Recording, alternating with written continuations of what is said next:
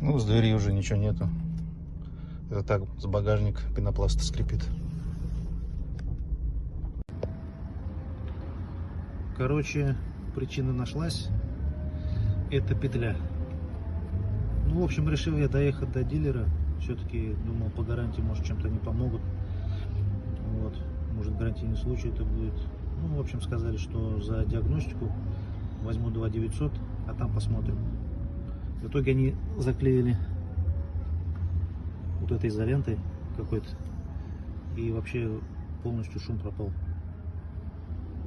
Ну, говорят, типа, мы можем отрегулировать петлю, ну, якобы еще дополнительно за деньги, и, возможно, зазор появится. Ну, я отказался, в общем, от регулировки, сам отрегулирую.